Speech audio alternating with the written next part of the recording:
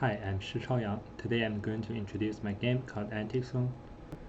It is a team project, and in the team I'm the lead programmer, the designer, and also the project manager. To begin with, in general, it is an asymmetric survival game and it's online multiplayer.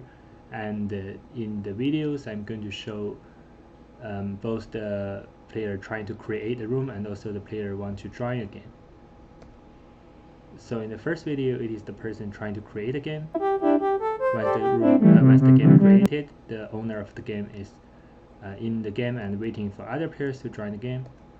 And in the second video, it is other players want to search already exist games and trying to join it.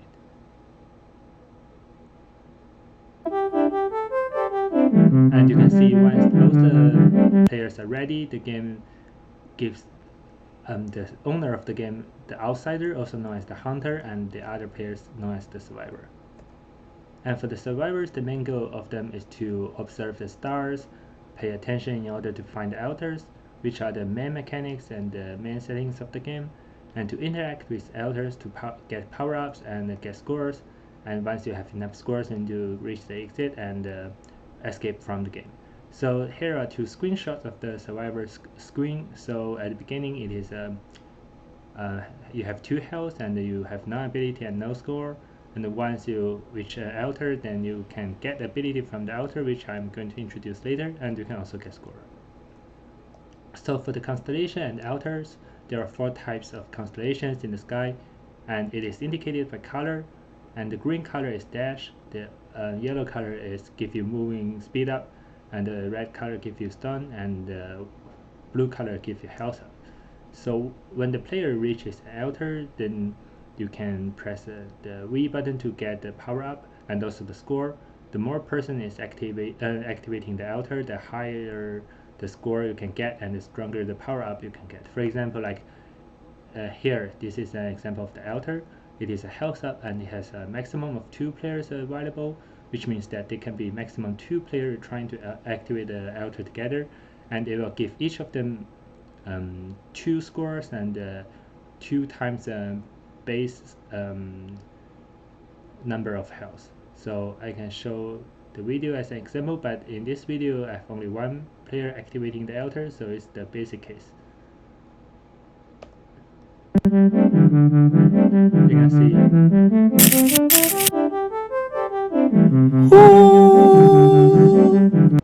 You can see the altar is under the constellation, so which means once you find the constellation is in the sky, and which means that there will always be an altar under the constellations. So that gives the players the direction of which way they need to go to find out an altar. And once the altar is being used, it will set used. And in this case, it is only 1 person activating the altar, so it gives it 1 times 0.5 plus the original health. And for the outsider, which is also known as the hunter, its goal is just kill all the survivors before they escape.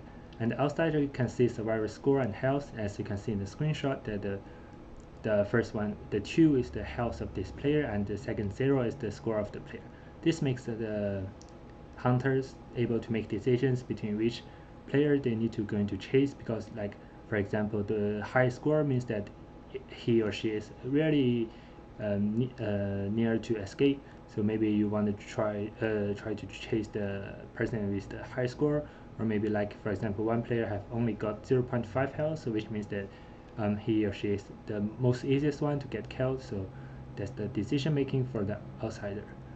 And outsider can also get and use energy to upgrade skills, and each successful attack made to a survivor add 1 energy to outsider, and also destroy the altar being used by attack it also give you a 1 energy. And you can also use energy to relocate stars, so this is another decision that the outsider can make in the game. And here's a video about the example of outsiders' behavior and actions.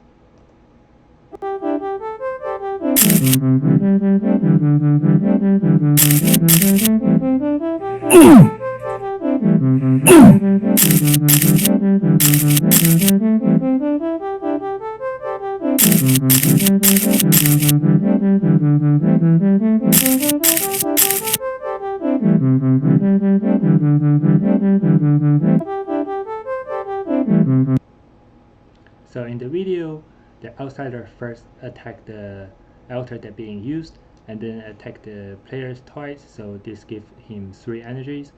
And he first used 1 to increase the speed, and then used 1 to increase the damage, and then finally used the last one to relocate the constellations. So this action can make the hunters change the constellations to make the players can't reach the altar that they are very close to. For example, like if the hunters thinks that the players are very close to a altar that gives very strong power-ups, and hunter doesn't want this to happen, so he can use the energy to relocate the constellations, which means that the altars which have been activated has been changed. So maybe they, although the survivors are very close to one altar, but now everything changed. So that's the decision-making part. And that's the end for the video. Thanks for listening, and if you're interested in the game, there are links under the description of the video, and also there are links to my personal website, and you can download it and try to play it. If you have any questions or ideas, suggestions, please contact me. Thank you.